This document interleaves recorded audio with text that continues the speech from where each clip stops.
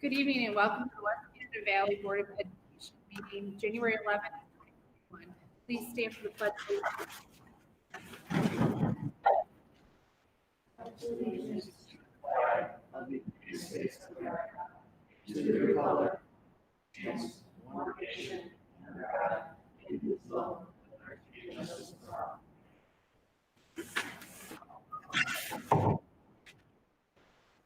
Mr. Broadbent, would you like to give us your report first? Sure. So this week we had the computer-based test in ELA math and simulation for our 7th and 8th graders.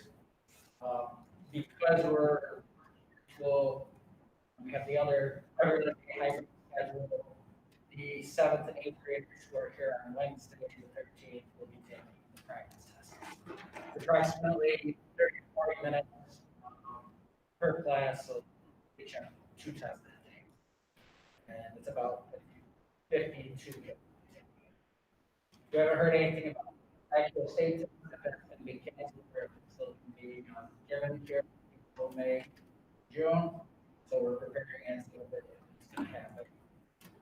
Our state support visit coming up through our set, and it's going to be next Friday, 2nd. Just for updates, it's going to be coming additional more times. Pretty much more. We're also looking at possible courses, curriculum. We set up a curriculum committee meeting with the union to decide what kind of courses we want to offer next year. There are some courses that we're looking at, but we're going to sit down with the committee in the next meeting to give you an idea of what we're looking for next year. Also, I just wanted to say the music department's been working really hard getting ready for the musical Annie. That's January 29th and 30th. Tickets can be purchased at showtickets4u.com, and we'll have that on the site so that people can purchase it. It's $10 per piece, so you can watch it now. And that's all I have for this. I'm not sure. Any questions? Any questions? No. Oh, thank you. Mrs. Holmes? So we should get back to our business now in the office over the break at Sue's doing curriculum events for math, for mapping, and she's been doing that now. She's going to be back in touch with me. K6 is done on revisions, which on the side. We started our pre-K curriculum or kindergarten curriculum. At that time, she is our nursing coach coming in actually tomorrow to develop them, and we're working on developing awareness program, which we're currently lacking, and then we're a curriculum being aligned. And we've had some requests due to most of our specialists being in classrooms this year. All of our specialists being math, after-school tutors, we have started for after-school tutoring, and that's pretty much what it's at. Any questions? Mr. Ray? So the past, what kind of the holidays and stuff, well last week. So last week we were able to take the time to have those reminders, do some training with them. We also got some paint and repaint for those in the common area. So just doing a few different normally we do, obviously. We did do some deliveries last week. All our mostly this week was the first week of and ski. That seemed to work out. We set it up. So good. Thank you. Any questions? Mr. Doherty? Not much other country was able to we had this year. Have the banner down for them. Chris, their digital store updated it. That's ready to go back up. As for winter sports, a lot has changed since that report that I gave you. All our sports are still on hold until we get clearance from the state. That would be best volunteer for us. Short track is our sport, but there's no place to do it right now because there's no venues open. As far as basketball is concerned, we go to the alliance, we have just set up, we'll go to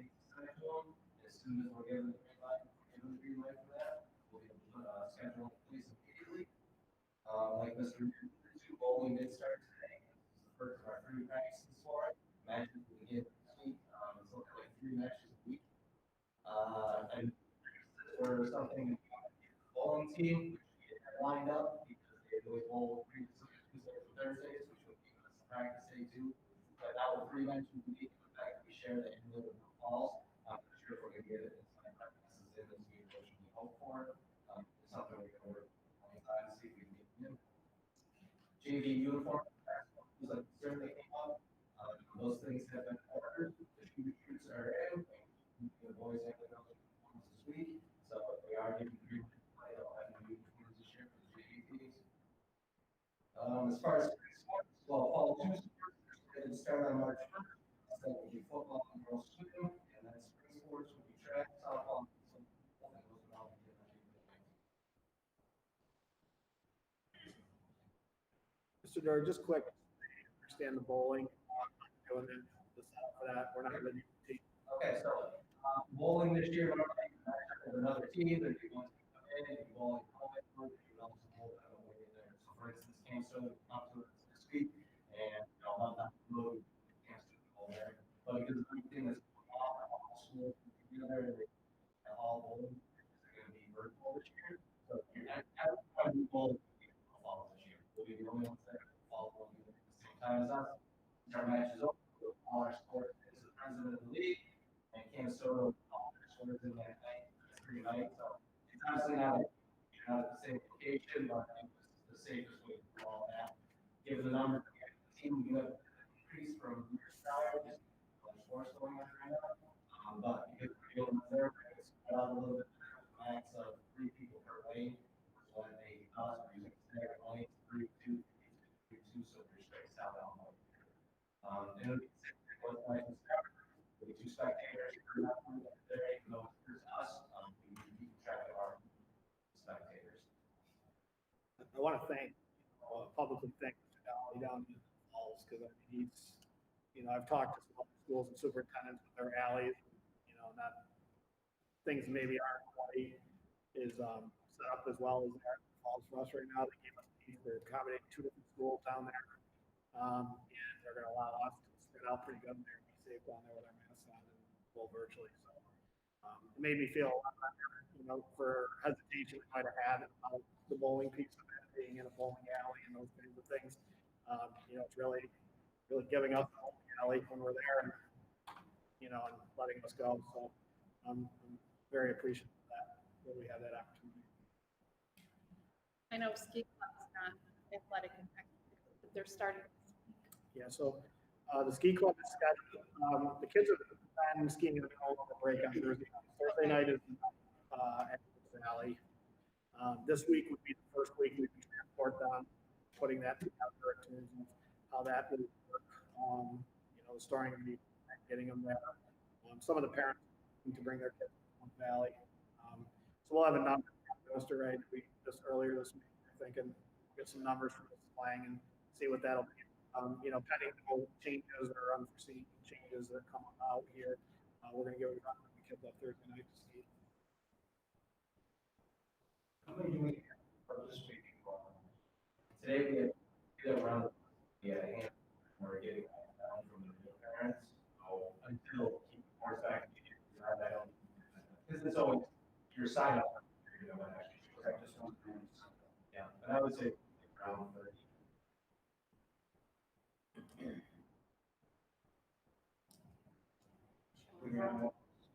It was one loss. Well, it's good to around that. So we DJ, she's getting a message of people. Couple different. Okay. Justin, do you have any, they're having trouble hearing. I don't know if there's any, is it just from the distance here? Okay. Try to, those listening out there, we'll try to work on the audio, try to get that up a little bit better. If it was, it might be just speaking from behind us. We'll try to help with that. Any other questions? So they can't. They can. They can. I see.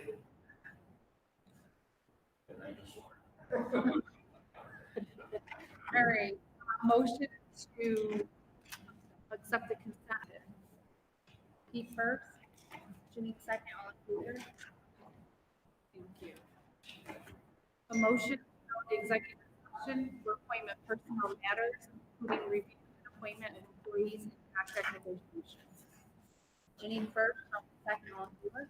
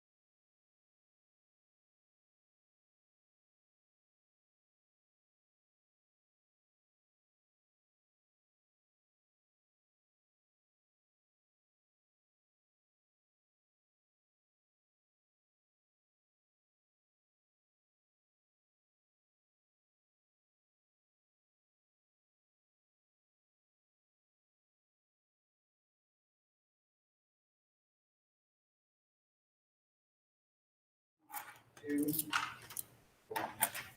Thank you.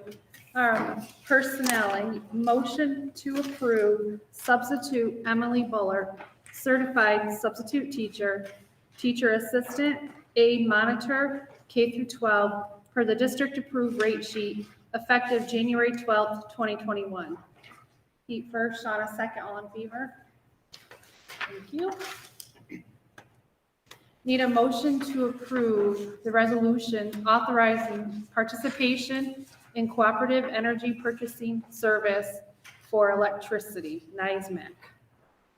Janine first, Shauna second, all in favor? Thank you. Need a motion to approve a donation, do I read his name? Yep. A donation from the family of Richard Mack, who recently passed away, and their family has donated $2,000 to the West Canada Valley Music Program. Motion to accept the donation. Shauna first, Janine second, all in favor, with much thanks to the family. Okay, do you want to talk about the district calendar? Yeah, so after this year's calendar was developed, which we developed in the spring before, the New York State government developed a new holiday on June 19th of every calendar year. This is a state holiday for all students and all state level employees. That is not something we knew about prior to the calendar being started. So school districts, New York State Education Department, and so forth have had to make adjustments to their calendar, which we will have to do the same. Because June 19th falls on a Saturday this year, the holiday is actually on the 18th. That is typically a Regents testing day in all districts across the state. The New York State Regents adjusted the Regents schedule, making June 18th no longer a Regents Day because it is a holiday, and moved one of the Regents Days back to earlier that week on Tuesday. So with that being said, that is a loss of a student day, so we will have to make up that student day. As of right now, there is no adjustment to the calendar otherwise. The hope will be that we will have an extra emergency day available at that time, which would be plugged in. One of the extra emergency days will be plugged in to fill that calendar day. If they do not, then we would have to deduct from one of the other holidays like the spring break to fill that holiday to do so. So because it is a district calendar change, and that is a calendar that the members of the board approve each year before we start the school year, we would need an approval of the change declaring or making June 18th this year a holiday on the district calendar. Any questions? All right, motion to approve the district calendar adjustment as presented. Janine first, Shauna second, all in favor? Okay, thank you. Discussion item, budget workshop 2.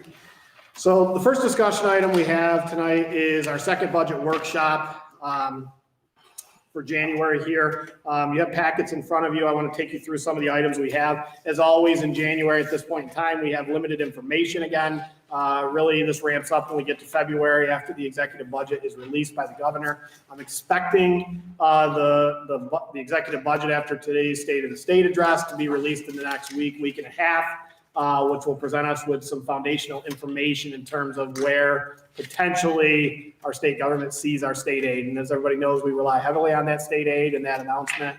So that's an important announcement to our budget process.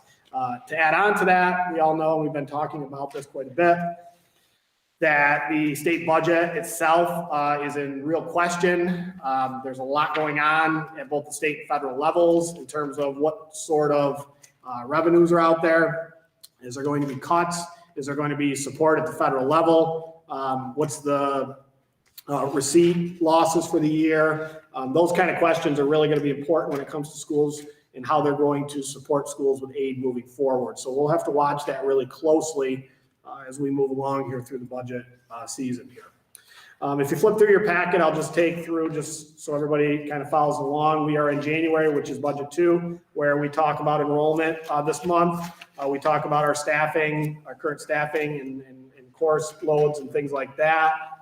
Just a brief overview of that. We talk a little bit about our athletics, our transportation, our facilities, and what we're looking at preliminary wise with that. And we take a look at our current equipment that we have to maintain our facilities moving forward. So as you move to the next page, these are our assumptions for this year and the goals and the model in which we follow to build this workshop, or build this budget, I should say. So as you get into the third page of Budget Workshop 2, we can talk a little bit about the outlook. And I won't put Ms. Crossett necessarily on the spot right now, but any further information from what I already stated about the unknowns? So to go along with that, we're still waiting for that executive budget where state aid at a state level can start to evaluate what that means for our district and whether we can expect increases, decreases, or whether it's going to be flat. In this packet, toward the back, you will see that we have our enrollment numbers that I've included, our current enrollment numbers in this district. Right now, in grades K through 12, we have 318 students enrolled in our district. In grades 7 through 12, we have 318 students enrolled in the building right now in the district. Overall, we have a few obviously out of district placements. When you flip to the next page, you can see the statistics in terms of grade level breakdowns from grades 1 to 3. You'll see the 3-year averages moving from right to left from the fall of 2018 through the fall of 2020. If you just take a look at grades 7 through 12, for example, number 6 on the list down, you'll see that in 2018, our enrollment was 323. Last year it was 312, and then this year it's 313. So for the most part, I would say our 3-year average is pretty steady at the high school level, give or take a few kids, maybe a slight decline. You'll also see that we have had a slight decline in the elementary. And that's an important note to make over a 3-year period because although we do gain kids throughout high school or throughout elementary and through high school, so that number will increase a little bit. It is important to note that there is a little bit of a look at, just for example, grades 4 through 6 was 161 students in the fall of 18, and in the fall of 2020, it's 140. So, there is some signs that there is some slight decreasing on the enrollment at the younger levels. What that'll mean beyond that is to be seen. But we do have a slight decrease at the lower levels. This year's pre-K numbers are a little lower. Some of that is impacted by COVID for sure. There were limits on the sizes of the classrooms. Certainly with 4-year-old children, there were parents that opted to hold right now. So that number being a little bit lower this year is also deceiving. Our free and reduced lunch seems to be pretty steady. We keep hanging in that 40% range for free and reduced lunch in this district. If you flip over to the next page, we have 6 kids enrolled in out-of-district placements. The Christian Heritage School in Schuyler, Notre Dame Elementary, and St. Francis de Sales, which is early childhood. We have an additional 2 there. So we have 6 kids that are enrolled in those placements. If you flip to the next page, this is the rate reference chart, which we included in our budget packet that builds on itself last month. We have no changes recommended at this time. This stays status quo from the previous school year in terms of our rates for various needs within the district. If you flip to the next page, or actually we'll get into the next 2 pages, are two data sheets that we have. One of them is related to athletics with our uniform replacement plan, which has been in place for a number of years.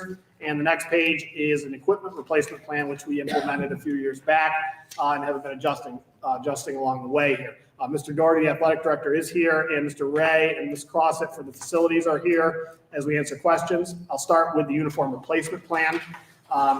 If you look at this current year, which is labeled, we labeled it basically our COVID-19 year here. The only purchase that was made for uniforms were the purchase of uniforms that Mr. Doherty mentioned earlier, which we had budgeted in for JV uniforms this year. We did not purchase any other uniforms in that area. When we looked at 21-22, on our schedule currently our varsity football and girls varsity basketball are on schedule for replacement this year. Again, the numbers that are on here tend to be on the high end, just so you know right now, until we get formalized numbers. We adjust those as we get closer and start putting them into the budget, the budget runs that we present to the board each year. So this just gives you an idea of the rotation of what the uniforms are this year. Again, as we looked at this year and how the athletics will go, that'll be evaluated to whether we should continue to move ahead with the new ones next year, or we're in another prolonged state. Where's athletics going to be? Sometimes it's good to look at, when we looked at the JV basketball uniforms for this year, we talked a lot about that and said, listen, these will be things that we're going to need, we're going to use. This would probably be a good year to slide those in. Even if we don't use them, they'll be brand new for the following year, and we won't have to add those in. So, we've tried to look ahead with our previous budget and do the things that we know we're going to need down the road and get them at a lower cost right now, and hope that, that'll benefit us in the long term. So that's where we are on the uniform. And again, I'll let you answer or ask any questions you have of myself or the head who will do their presentations, as we get closer to the budget season.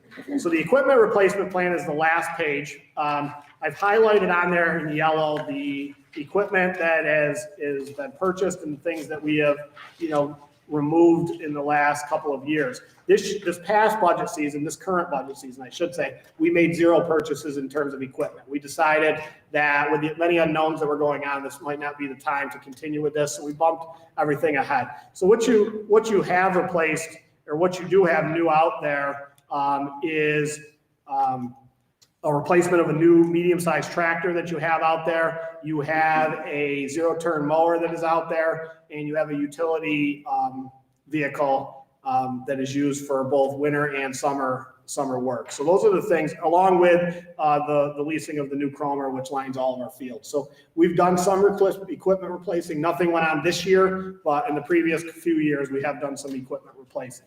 So you'll see in year 1, underneath the yellow, 2021 is none. COVID-19, we basically put a halt to any equipment. As we look forward onto the schedule, this is the items that we are discussing right now. Whether they end up being in the budget or whether we want to put them in the budget it will be the question as we move forward. But right now, what is up is the 2006 Ford F-250 stake truck that we have, which I believe, and Mr. Ray can answer this for me, has approximately 80,000 miles on it. Can you talk just a little bit about the issues with the stake truck right now? So the box part of the stake part itself is riding away on the bottom and starting to disintegrate. It is falling down. Got lucky that through another year with that. Does have a check engine when it comes on, goes off. With the emission system. So there is multiple things that are starting to happen with it. Yeah, about 80,000 on it. Yeah, a little over. A little over 80,000 miles on it. So it's been a good vehicle for us. We've talked about this in the past, but we're starting to we had to put a few $1,000s into it this year. You get to a point where you're putting some money into an older vehicle. And we've talked in the past about this. We're looking to get just a regular pickup truck with the plow frame that we can use. And we think that would be a little more valuable to what we have in terms of needs around here. So again, the numbers that are on this page are very rough estimates. We would finalize them a little bit more. This listing tonight is more about just kind of talking about the ideas. The other thing that was on last year we removed were storage containers. Now, little did we know that we were going to need them this year because of the removal in all the classrooms. So we ended up renting the storage containers for the purpose of our removal of desks, equipment, and things that we couldn't have in the rooms to do the spacing.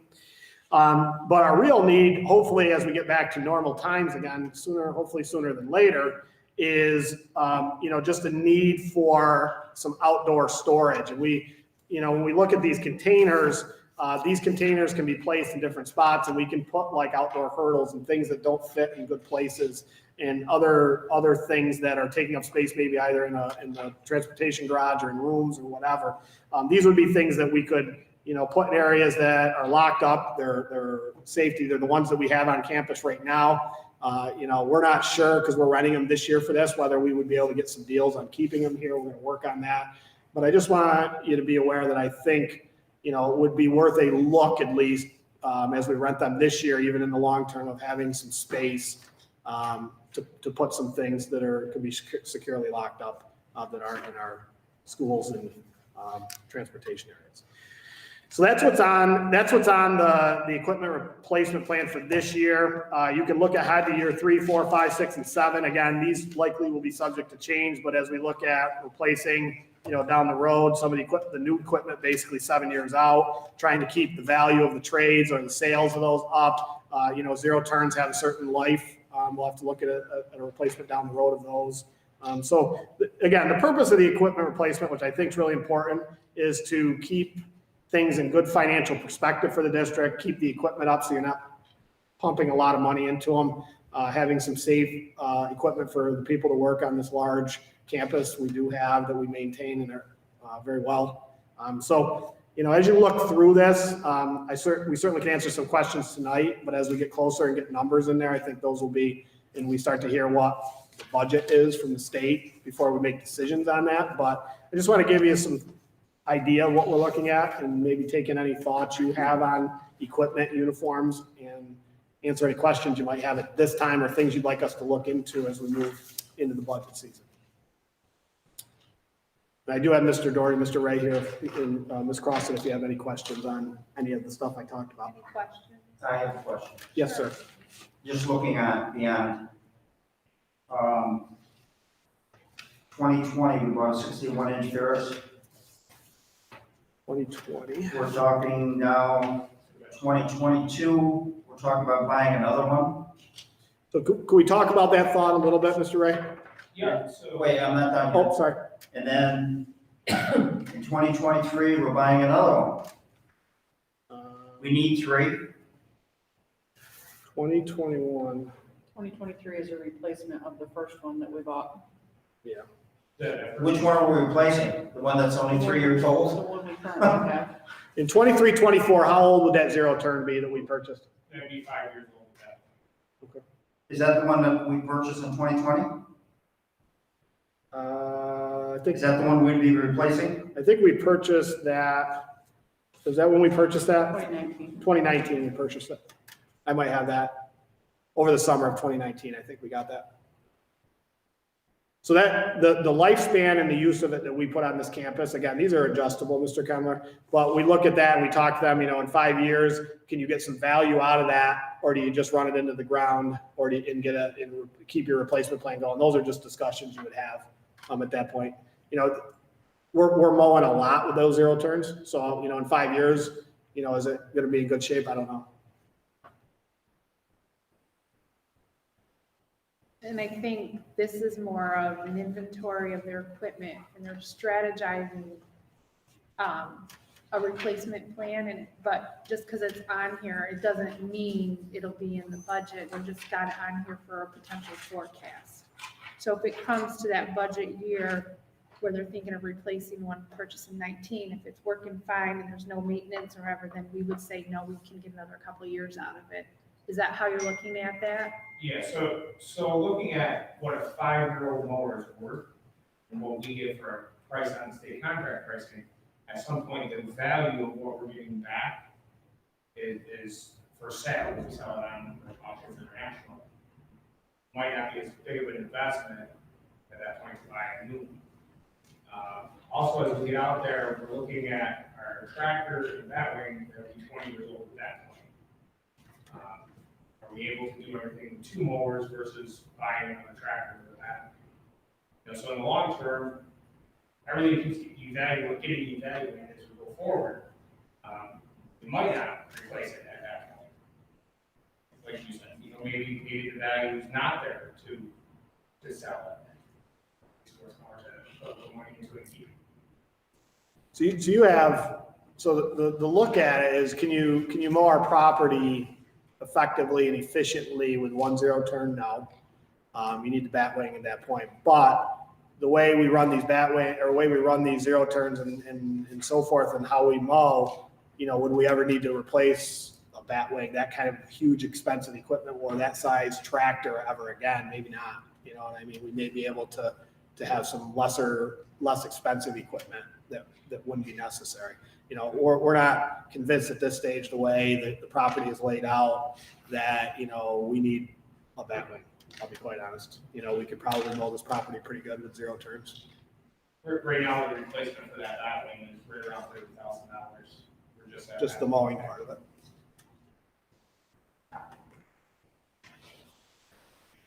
Any other questions on anything else? That's what we have for the budget this month. To give you an idea of what we're starting to plug in here. Again, next month we'll really ramp up once we get that executive budget. We'll start to get our runs together and start to get really ramped up in the next 2 months here. Any other questions for budget? Thank you. COVID-19 update. Ooh, let's go back to capital project. Sorry, I missed that one. Capital project. I wanted to update you tonight just on the capital project. You know, we're taking a look at a project coming off the books in a couple of years here. We're in the initial stages of looking at what would need to be done on our building conditions survey and things that would need to be done. The architects and the engineers were here this past week to do a walkthrough. They spent a good part of the day here walking through and looking through essential items that we have.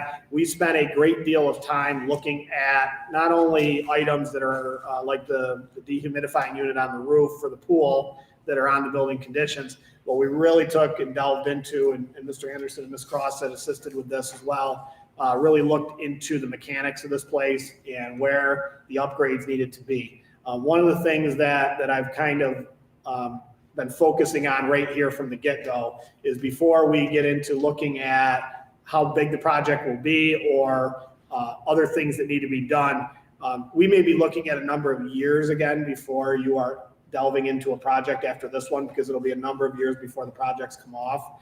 So I think it's really important at this stage of the game in this particular project that we look at areas that need to be upgraded mechanically in this building and the essential items. Whether it be things down in the boiler room and the mechanics of that, the electrical, the pool area, tanks, the water tank, just different things that are down in, you know, that aren't visible in this school, but basically make this school run. So there's some things that, you know, have yet to be replaced. There's some compressor systems, there's some pneumatic, individual controlled heating systems that are out of date that haven't been finished up just yet. So there's a number of items that they went through, and I think we did a pretty good job of covering them with the architects and the engineers. So they're putting together at this stage of the game some of the thoughts and ideas with LaChase and getting some of those cost associations.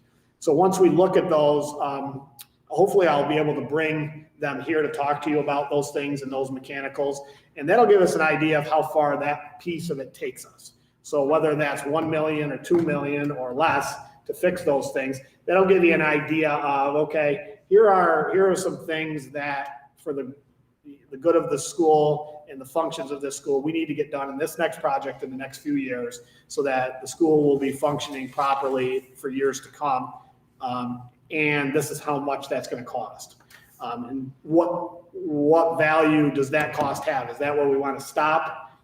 Or do we want to add additional items that we think need to be done in this school on top of that to get us to a new number?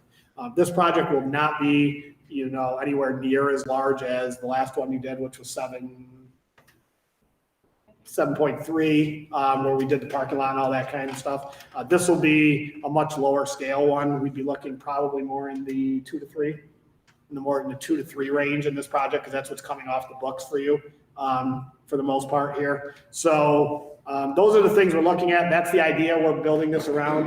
But I did want to let you know there was some progress this week on that. And we're really, really taking a look at everything that needs to be done in terms of lighting and plumbing and electrical and all the things that maybe have things that are maybe getting a little bit out of date. So not fun stuff to look at, maybe like parking lots and tracks and things, but things that just need to be looked at and make sure you're done so you're not in a problem later on. When you were walking around, did you mention anything about getting some air in this building, in this room here? Yep. So we talked a little bit about air conditioning in the units and specifically into those areas. So yeah, we did. Those are items that I have, like, I don't want to say they're second tier because they might be first tier when we talk about it. really what we focused on this week was looking at those mechanicals, but when we were in here looking at different things that are in here, this was an area of space that could be air conditioned because it's a separate place from the building where we could create a unit for this. We also talked about some of the other areas and how that could possibly be done, whether it would be with individual units in rooms or on wall units or ceiling units and things like that. Air conditioning will eat up some money for sure, especially if you go widespread. So, we'll have to look at this as a total picture.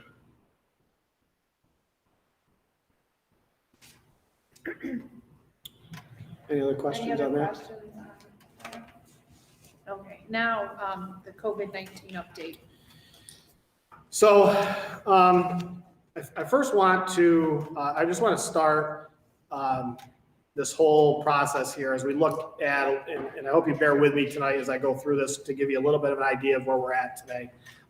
Taking a look at what we've done here, in the first few months, I really want to thank our parents, our guardians, our community, our teachers, our support staff, our board for what we were able to accomplish between the months of September, our principals, from the months of September to December. Because, we were back in August setting up a reopening plan that we hope would work, and keep our kids in school to the maximum possible time.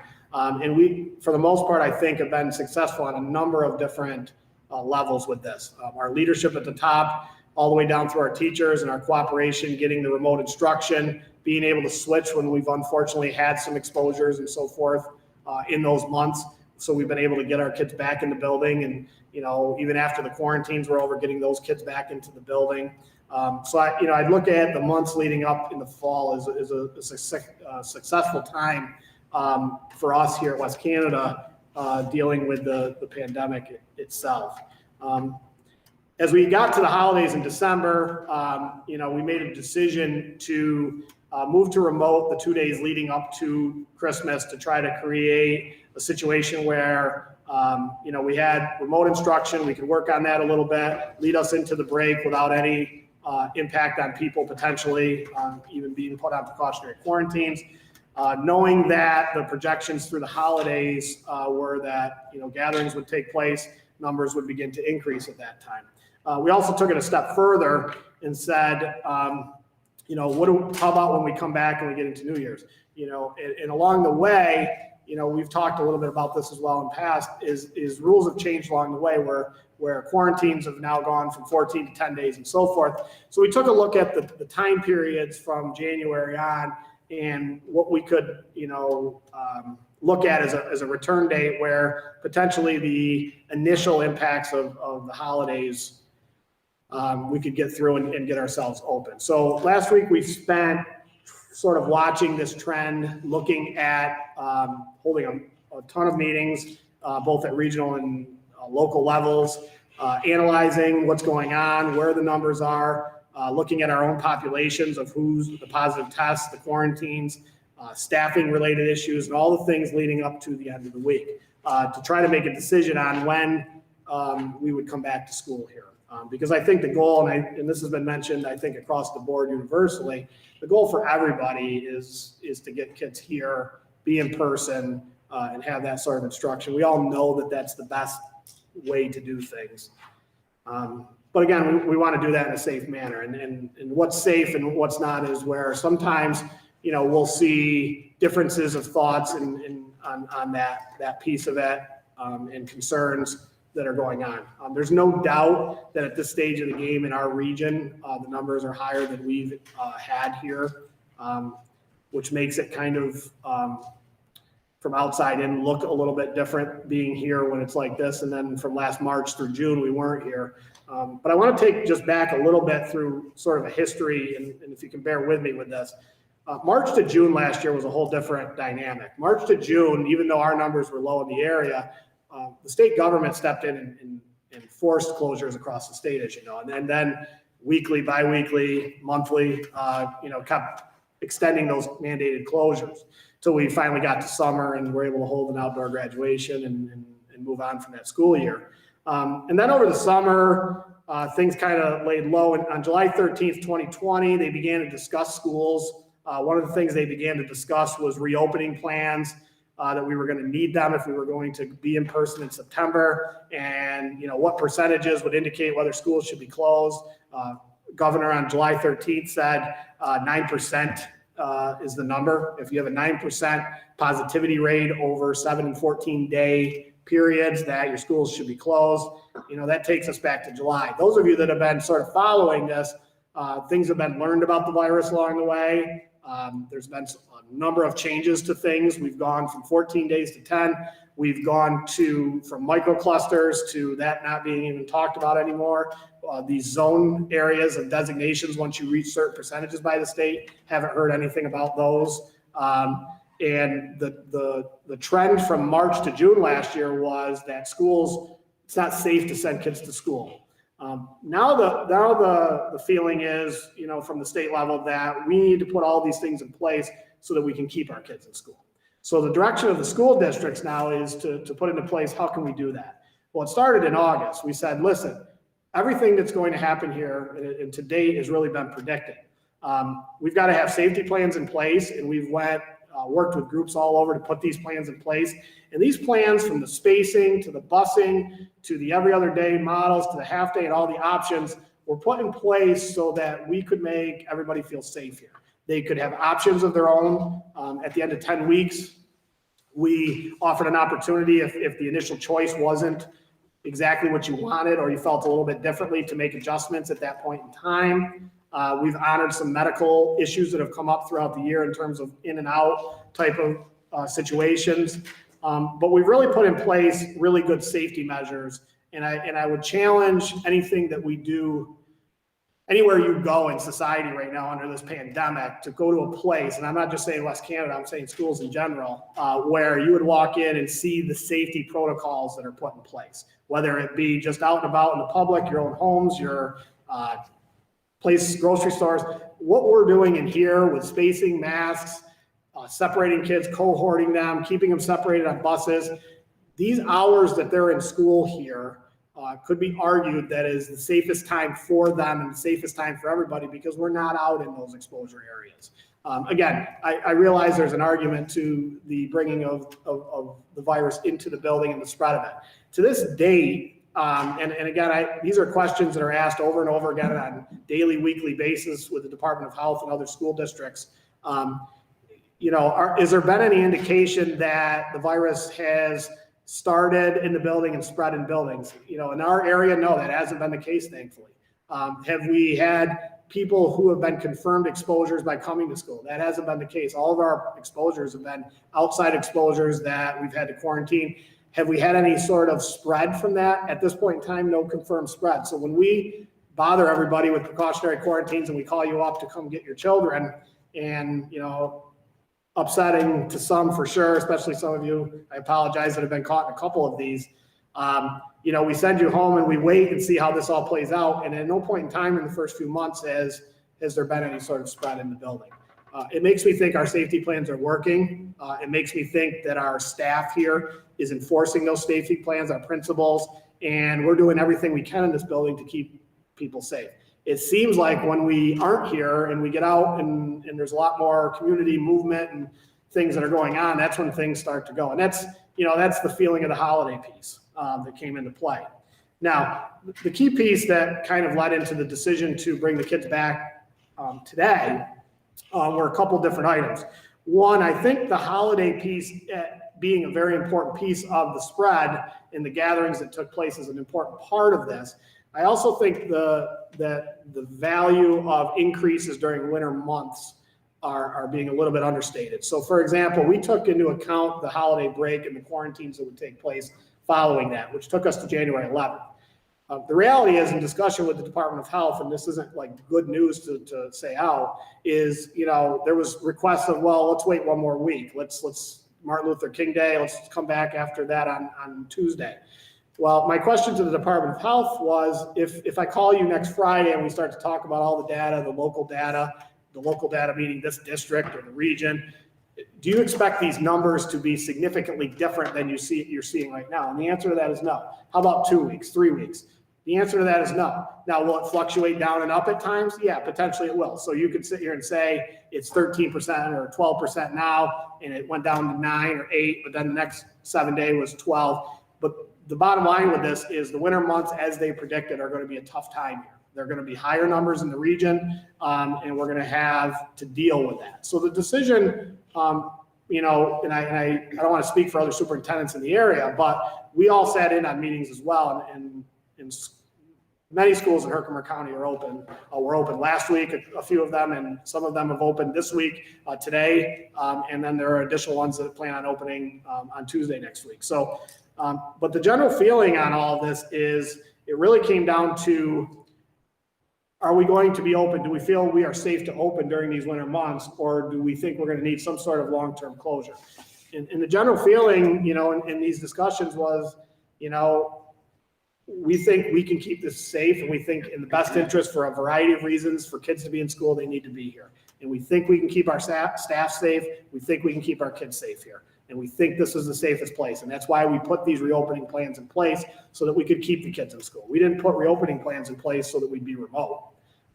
So that's the basis for this look. And I know from the outside, we get the WKTV reports, the news reports, and the numbers and all that. But I can be honest, you know, we get a little more detail. We get daily. We have direct contacts to talk about where we're at, the numbers, the adult numbers, the community spread, the clusters, all these different things. We get a lot of them. We get recommendations. The Department of Health won't directly tell you to open or close, you know, but they'll give you ideas of what to look for.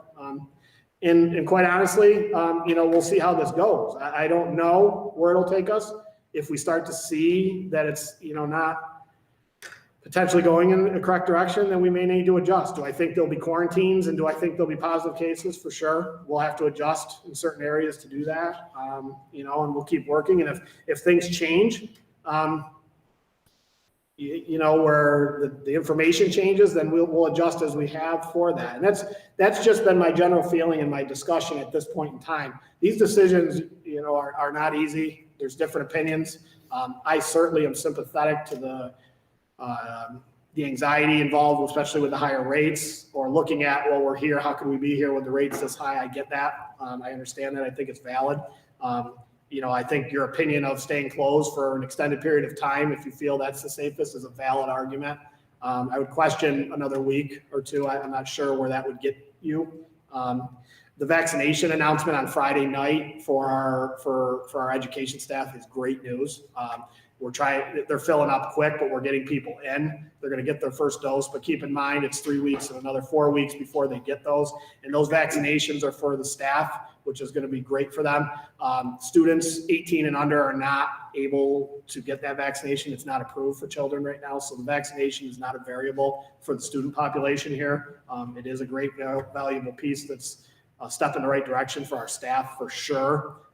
It doesn't change the process. I want to be clear about that. So even as you see vaccinations over the next month, 2 months, 3 months to take place, you know, I'd hope everybody that wants them in the next 1 to 3 months would be able to get both doses. We'll see how that plays out for sure. But even with that, it doesn't change the process that we're under. It offers a layer of protection, certainly for our teaching staff and the staff that works in this building. But they would be quarantined just like they are. It doesn't preclude staff from being quarantined, so we could still have closures even later on after vaccinations are done, because it won't prevent that. It won't change our mask wearing that we're doing in here. It won't change our class sizes. It won't change our spacing. What we're running under right now is what we're looking at for the year, and we knew that coming in. So I'm ecstatic that the vaccinations are out. This is great news. It's great. I feel great for the staff in all the school buildings. They're going to be able to get these, and that layer of protection is going to be great for them. And I'll support our staff in getting those the best that I can.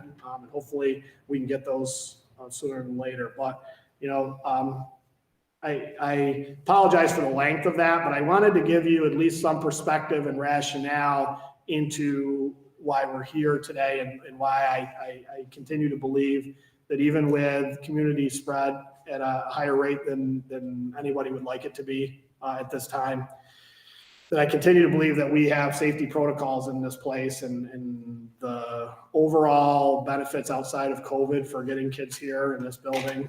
Some of our kids that are really maybe struggling with that remote, especially our younger students, and even our older students. I don't want to take them out. It's just so important for them to be here if we can.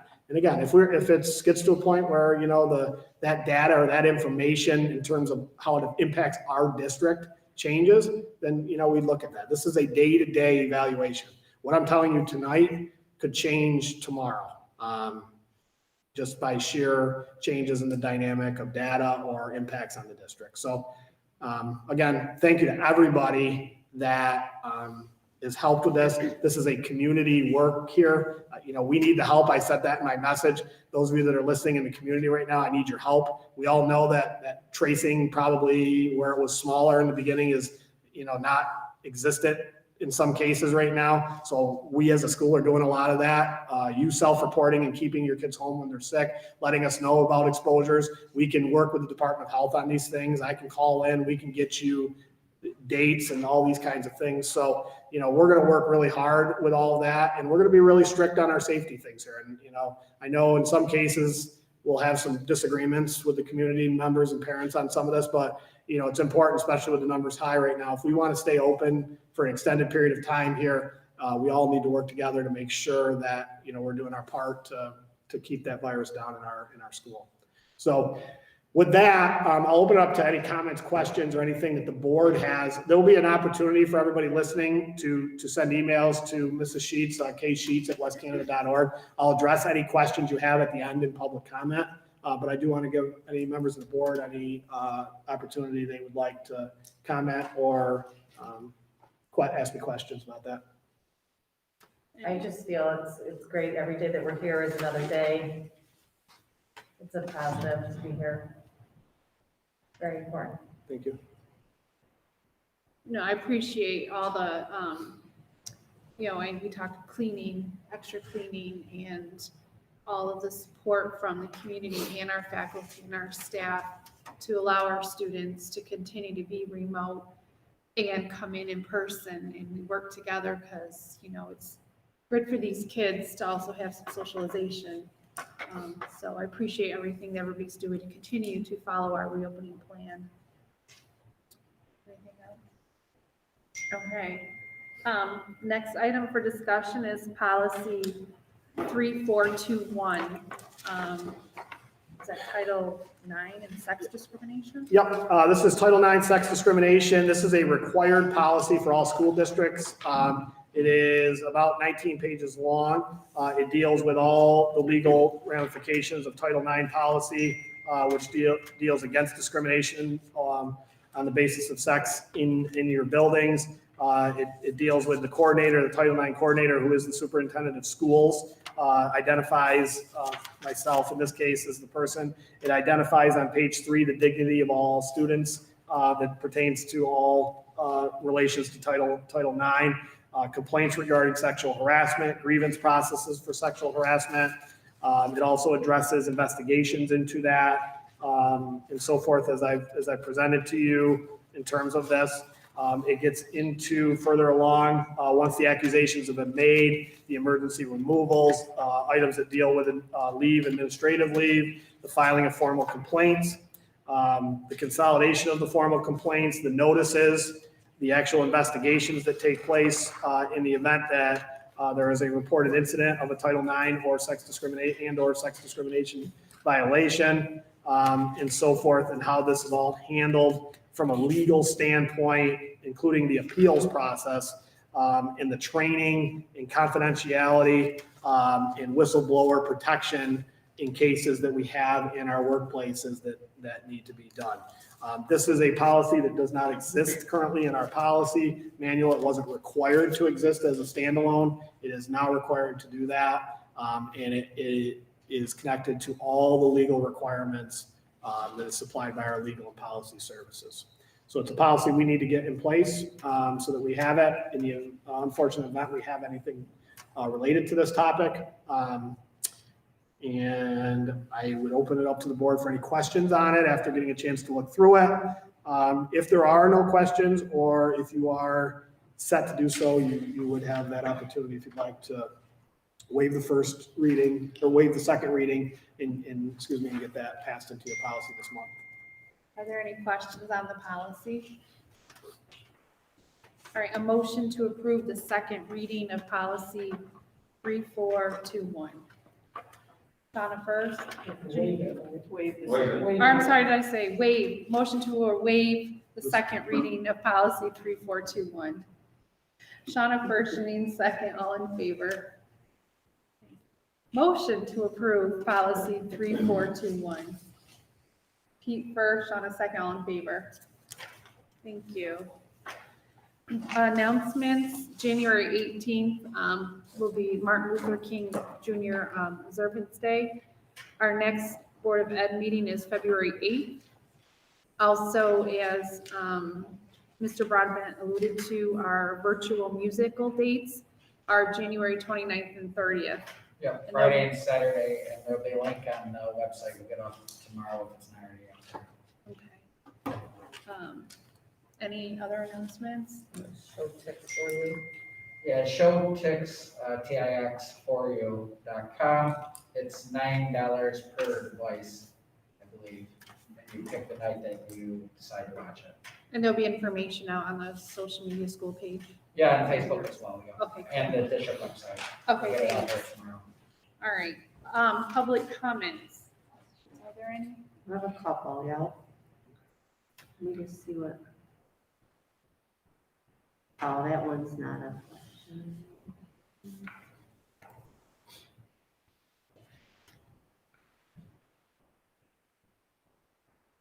No questions. Just comments about the phone dinging and the screen is black and, but no questions pertaining to this stuff. Okay. That was it. All right. No questions, so thank you. Now I need a motion to go into executive session for superintendent mid-year eval. Pete first. Janine second, all in favor? Did you stay here? Did you go?